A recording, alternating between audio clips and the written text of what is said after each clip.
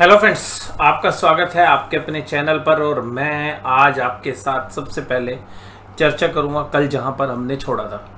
तो कल हमने सबसे खास बात आपके साथ की थी कि देखिएगा निफ्टी बैंक के अंदर जब ये दो कैंडल बनी जो हम एंटिसिपेट कर रहे थे, जो वीकेंड के ऊपर हमने एनालिसिस किया था, तो वहाँ पर एक फॉलो अप सेल हम कल भी हमने एनालिसिस में किया था कि गैप डाउन होकर एक अच्छा खासी करेक्शन आपको देखने के लिए मिल सकती है, जहां पर कि बाजार 44,800 तक जा सकता है। और 44,800 टूट गया तो नए रास्ते खुल जाएंगे। तो 44,800 का जो रास्ता है वो भी टूट गया है। बाजार अब देखिएगा अपनी एक सपोर्ट लाइन के आसपास ही क्लोज हुआ है। ये यहाँ पर अगर आप देखेंगे तो जुलाई अगस्त के बीच में यहाँ पर एक अच्छा बेस बना था। उसके बाद अगर हम देखें यहाँ पर, तो यहाँ पर बाजार रुका भी था अगस्त के अंदर। सितंबर में भी जहाँ से बाजार ने कंसोलिडेट होकर चलना शुरू किया था वहीं पर बाजार आके अभी रुका है। तो अब थोड़ा सा आपको अलर्ट रहना है। अलर्ट ये रहना है, देखिए अब बाजार ना निफ्टी बैंक की बात करें या निफ्टी इंडेक्स की बात करें तो जो मंदी करने वाले लोग हैं उनकी गिरफ्त में है। लेकिन बाजार में एक पुल बैक हम एंटीसिपेट कर सकते हैं एक शॉर्टर टाइम फ्रेम के अंदर। तो अगर बाजार के अंदर अगर हम कुछ चीज़ देखने की कोशिश करें तो ये है कि बाजार में एक पैनिक लाइक सिचुएशन तेजी वालों के लिए बनी हुई है, क्योंकि 3 दिन के अंदर जो भी पुट राइटर्स थे वो सब ट्रैप हो गए। क्योंकि कल तो निफ्टी बैंक में हो गए थे, आज निफ्टी में भी हो गए, क्योंकि निफ्टी की आज एक्सपायरी थी। अब अगले वीक के लिए क्या है कि लोग ओवर एक्साइटमेंट में ज़्यादा मंदी अभी तो नहीं कर रहे हैं, क्योंकि ज़्यादातर लोगों का मानना है कि बाजार यहाँ से एक पुल बैक देगा। अब मेरा मानना क्या है कि बाजार पुल बैक तो देगा, मैं भी मानता हूँ इस बात को, लेकिन मुझे एक रिस्क लग रहा है, क्योंकि जिस तरीके से मंदी करने वालों के हाथ में कंट्रोल है इस समय पर, और जिन लोगों की एफएनओ के सौदे हैं, तो मार्जिन कॉल तभी एंटीसिपेट हो सकती हैं या एक पैनिक तभी क्रिएट हो सकता है जब भी एक बार और डिप दी जाए। तो हो सकता है कि कल आपको सुबह मॉर्निंग में एक अच्छी खासी गिरावट देखने के लिए मिले, जो 200 पॉइंट की भी हो सकती है, 300 पॉइंट की भी हो सकती है, 400 पॉइंट की भी, क्योंकि 44,100 के इर्द गिर्द में एक अच्छी खासी सपोर्ट लाइन है। 44,000 से लेके आप इस 44,100 एक मेल लगा लीजिएगा। देखिए फिर 44 पे भी है, 43,900 पे भी बहुत काम हुआ है बाजार में, 43,800 में भी। अगर पिछले 6 महीने में अगर बाजार ने सबसे ज़्यादा कहीं काम किया है तो वो 44,000 के इर्द गिर्द किया है। 200-300 पॉइंट नीचे और 200-300 पॉइंट ऊपर। तो ये बाजार का देखिएगा, यहाँ पर भी आप देखेंगे, ये देखिएगा बाजार का काम देखिएगा जून का सारा बाजार, पूरा जून, बस एक्सपायरी से जस्ट पहले पूरे जून के दौरान बाजार 43,500 से लेके और 44,200 के बीच में घूमता रहा। तो आप ये समझ सकते हैं कि करीबन इसमें मई का भी कुछ हिस्सा इंक्लूड है, तो तकरीबन 30 से 35 ट्रेडिंग सेशन में यहाँ पे काम हुआ है। तो मैं ये उम्मीद नहीं कर रहा अभी कि कल के दिन में बाजार यहाँ आए और बाउंस ना दे। अगर बाजार कल इस दायरे के अंदर घुसने की कोशिश करता है तो बाजार एक बाउंस बैक देगा। और मुझे लग रहा है क्योंकि इतना इजीली नहीं है, तो देखो बहुत बड़ी न्यूज़ आ जाए या कुछ और, मतलब ग्लोबल सेल ऑफ हो जाए पूरी जगह, तो बात अलग है। बट अदरवाइज 44,100 से लेके 43,900 के बीच में जैसे ही बाजार घुसने की कोशिश करेगा, बाजार यहाँ से एक अच्छा खासा पुल बैक दे सकता है। तो यहाँ पर आपको थोड़ा सा अलर्ट रहने की ज़रूरत है। ऊपर की तरफ अगर हम बात करें तो जो 44,800 का जो लेवल है उसको बहुत लोग सपोर्ट मान रहे थे, मैं भी मान रहा था। और मुझे, हालांकि मेरा थोड़ा सा बायस थोड़ा सा नेगेटिव था, बट मुझे लग रहा था कि 44,800 फ्राइडे में टूटेगा, ये थर्सडे में टूट गया। तो अब मेरा जो मानना है वो ये है कि अगर ऊपर की तरफ बाजार जाता है तो वो सेल ऑन राइज रहेगा। अगर बाजार 44,800 या 44,900 की तरफ जाता है, आपको दोबारा से वहाँ पे सेलिंग आती हुई नजर आएगी अगर उस दौर में बाजार घुसता है तो। और अगर बाजार 44,100 और इसके नीचे जाने की कोशिश करता है तो यहाँ आपको पुल बैक देखने के लिए मिलेंगे, जो पिछले 3 दिनों में मिसिंग थे। पिछले 3 दिनों में कोई भी पुल बैक आपको नहीं मिला, कोई भी डिसाइसिव पुल बैक नहीं मिला। तो हमें लग रहा है कि एक पुल बैक तो मिलेगा, वो टिकेगा या नहीं टिकेगा वो मुझे भी नहीं पता, क्योंकि बाजार में अब 44,000 के आसपास की एक्सपायरी के रास्ते खुल गए हैं। लेकिन मैं जब पूरी मंथली चार्ट को अगर देखूं या बाकी इन्फॉर्मेशन देखूं तो मुझे ऐसा लगता है कि कल का एक बार एनालिसिस हो जाए तो फिर हो सकता है कि मंगलवार दोपहर से या सोमवार के दौरान आपको एक पुल बैक मिलने की संभावना हो जाए, अगर वो कल पुल बैक नहीं आता है तो यहाँ पर हमारा मानना ये है कि बाजार अब जहाँ पर भी जाएगा वो एक शॉर्ट टर्म के लिए एक पुल बैक की तैयारी करने की कोशिश करेगा। और आज निफ्टी बैंक में 44,623 पर क्लोजिंग हुई, जो 760 पॉइंट की गिरावट थी, और बाजार लगभग दिन के अपने लोएस्ट लेवल के ऊपर ही क्लोज हुए। उसके बाद आज सारे ही मेजर बैंक्स गिरावट में थे और मैंने कहा था कल देखिएगा बाजार अपने आप रास्ता ढूंढ लेगा। HDFC बैंक आज निपटा दिया है, तो कल हो सकता है कि आपको ICICI बैंक मिल जाए, एक्सिस बैंक मिल जाए, इंडसइंड मिल जाए, और कोटक महिंद्रा मिल गया, आज ICI भी मिल गया, SBI भी मिल गया, और इवन HDFC ने भी जो है यहाँ पर एक नीचे का रुख किया। तो हालांकि HDFC बैंक में हमने कल एक पुट राइटिंग की थी, लेकिन HDFC बैंक में सुबह तो जो खुला तो उसमें तो एक बार लॉस चल रहा था, लेकिन फिर जैसे ही बाजार ऊपर 1560 के आसपास जो HDFC बैंक गया तो उस पुट के अंदर तकरीबन हमें 30 से 35% का प्रॉफिट आ रहा था। तो अल्टीमेटली क्योंकि अभी बाजार में थोड़ा सा डाउन ट्रेंड लग रहा था हमें, और HDFC बैंक में हमने डिलीवरी भी ले रखी है, तो हमें लगा कि चलो अभी 30% पैसा आ रहा है पुट ऑप्शंस में, तो वहाँ पर भी हमने रिकवरी कर ली उसमें। अगर अब नीचे की तरफ अगर हमें HDFC बैंक देखने के लिए मिलता है तो हम ये मन बना सकते हैं कि 1500 रुपये के आसपास, 1510, 1520 के आसपास अगर HDFC बैंक जाता है तो वहाँ पर थोड़ा बहुत एक्युमुलेशन किया जा सकता है। सिमिलरली कोटक महिंद्रा बैंक में भी सेलिंग थी। अब देखिएगा ये चर्चाएं भी चलेंगी, जो कनाडा पेंशन फंड्स हैं तो उनकी भी सेलिंग, क्योंकि उनके पास भी कोटक महिंद्रा बैंक में स्टेक है। ICICI बैंक के भी जो फॉरेन ADRs हैं उसके अंदर उनके पास स्टेक है, तो ये भी रीज़न हो सकता है, क्योंकि इंडिया और कनाडा की जिस तरीके से रिलेशन चल रही है पॉलिटिकल लेवल पर, वो थोड़ी सी तनातनी है, और उस तनातनी के बीच में जो है एक सेंटीमेंट तो ख़राब हो ही रहा है। अब उसमें से कुछ सेल ऑफ भी हो सकता है, तो आगे आने वाले समय में तो हो सकता है कि अगर 15-20 दिन बाद देखें तो सब शायद चीज़ें न्यूट्रलाइज हो जाएंगी। और लेकिन अभी एक शॉर्ट टर्म के अंदर अभी और थोड़ा सा यहाँ पर आपको एक बार वेट एंड वॉच रखना चाहिए। बट इंडिया के जो फंड्स हैं वो काफ़ी एग्रेसिव हैं, और कोई बहुत मेजर कनाडा के पेंशन फंड्स नहीं है, तो बाजार की दशा पूरी बदल दे। बट हाँ, सेंटीमेंट तो देखिए ख़राब कर सकते हैं। निफ्टी 50 19,742 और 159 पॉइंट्स की दूसरे दिन फिर एक गिरावट, और हम तो के बीच में एक छुट्टी थी, लगातार तीसरे दिन हम कह सकते हैं कि छुट्टी को उड़ा दे तो लगातार तीसरे दिन जो है आपको एक गिरावट देखने के लिए मिली। और अब यहाँ पर जिस तरीके की कैंडल्स थी, अगर उन कैंडल्स को अगर हम गौर फरमाएं तो देखिएगा ये भी अपनी एक सपोर्ट, जो मैंने आपको कहा था कि अगर ये 19,630 की सपोर्ट हमारे को भी नज़र आ रही है, उसके बाद जो सपोर्ट है वो 19,500 के आसपास है। और मैंने कल आपको कहा था कि 19,810 ये एक लेवल पर आप ना नज़र रखिएगा, यहाँ पे सपोर्ट मिलेगी।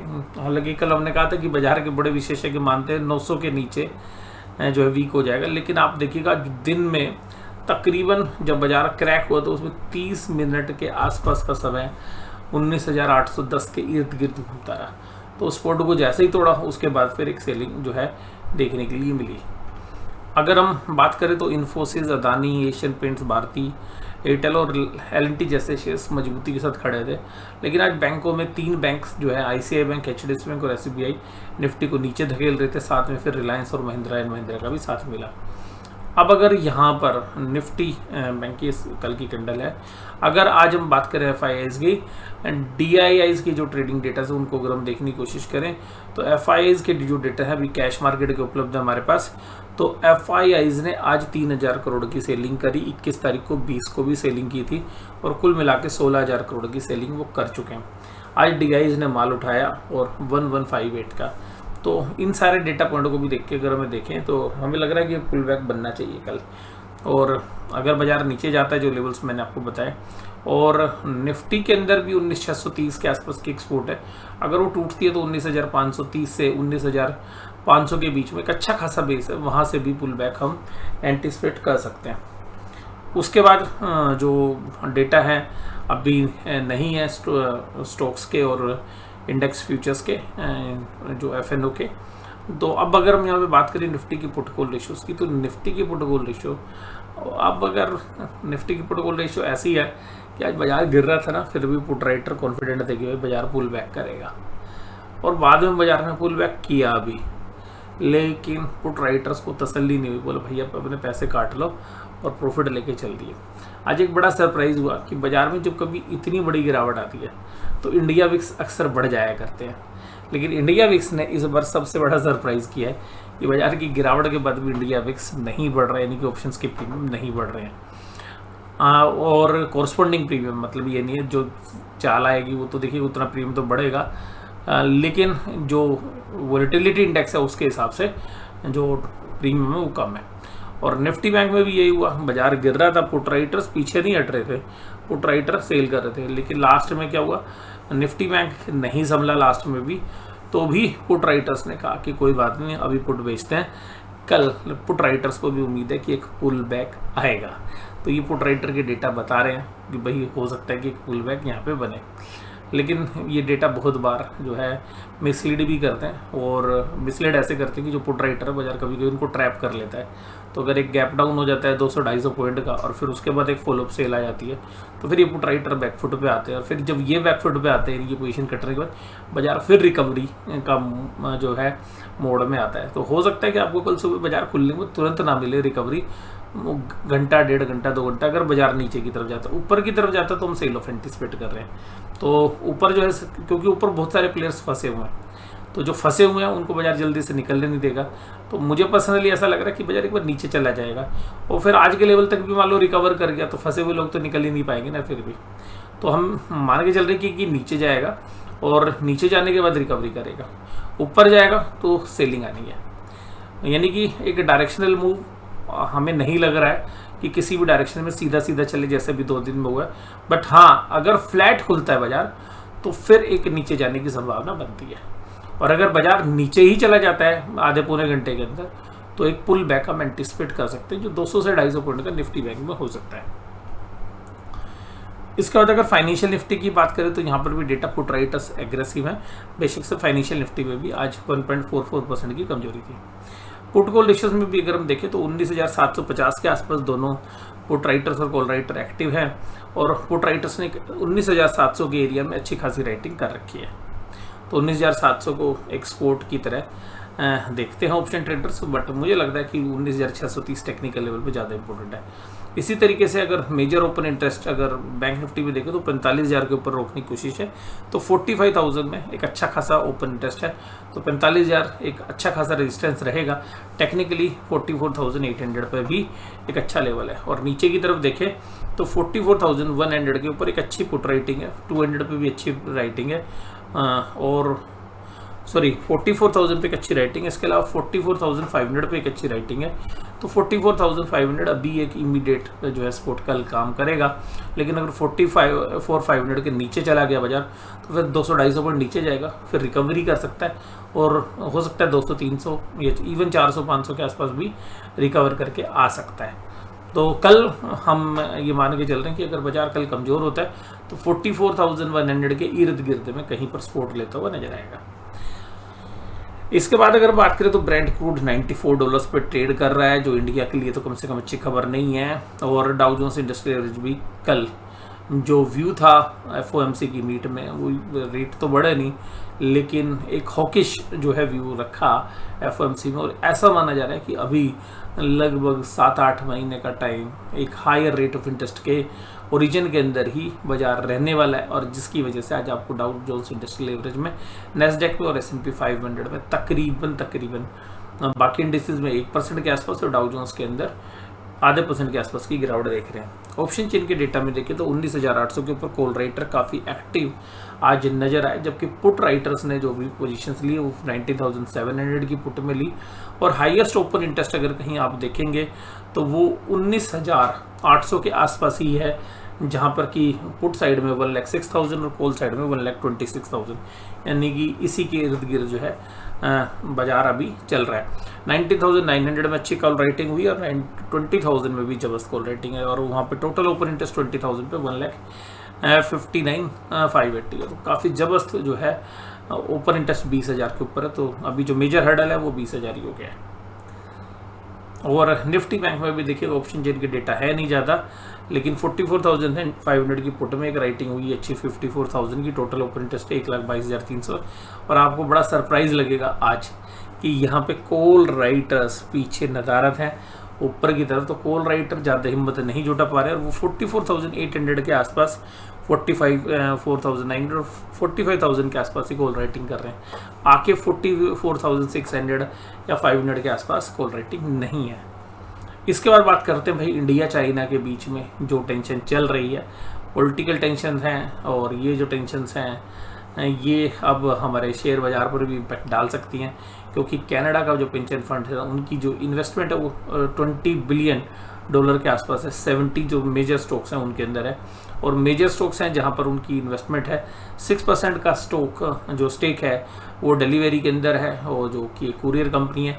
इसके अलावा 2.68 कोटक महिंद्रा बैंक में है, 2.42% स्टेक जोमेटो के अंदर और 2.18% इंडस टावर जैसी कंपनीज के अंदर है। तो यहाँ पर देखिए आज कोटक महिंद्रा बैंक में भी एक सेल ऑफ आपको देखने के लिए मिला। इसके अलावा जो कैनेडियन पेंशन फंड्स के जो स्टेक्स हैं वो इंडिया से बाहर, यानी कि जो हमारी जो कंपनीज हैं वो, लेकिन वो इंडिया से बाहर जहाँ पे उनके जो स्टेक्स हैं वो देखने लायक हैं। इसके अलावा इंडिया के अंदर कैनेडियन पेंशन फंड्स के पेटीएम के अंदर और नायका के अंदर भी जो है काफ़ी, जैसे पेटीएम में तकरीबन 0.2% और नायका में तकरीबन 1.5% के आसपास का स्टेक है। और इसके अलावा जो फॉरेन के अंदर इन्वेस्टमेंट्स हैं, इंडियन फर्म्स जो ओवरसीज में लिस्टेड है, यानी कि जिनके GDR या ADR है, वहाँ पर अगर हम देखें तो विप्रो में 11.92 मिलियंस की इन्वेस्टमेंट है US लिस्टेड शेयर्स के अंदर, यानी कि ADR के अंदर। इसके अलावा जो है 21.7 million US listed shares Infosys के अंदर जो है इन्वेस्टमेंट है और सिमिलरली ICICI बैंक के अंदर भी $10 मिलियन की इन्वेस्टमेंट है। तो ये सब चीज़ें जो हैं आज बाज़ार में भी इनके शेयर्स पर इम्पैक्ट देखा जा रहा था। तो कुल मिलाकर आज की वीडियो में बस इतना ही। वीडियो में जुड़े रहने के लिए धन्यवाद। Thank you very much.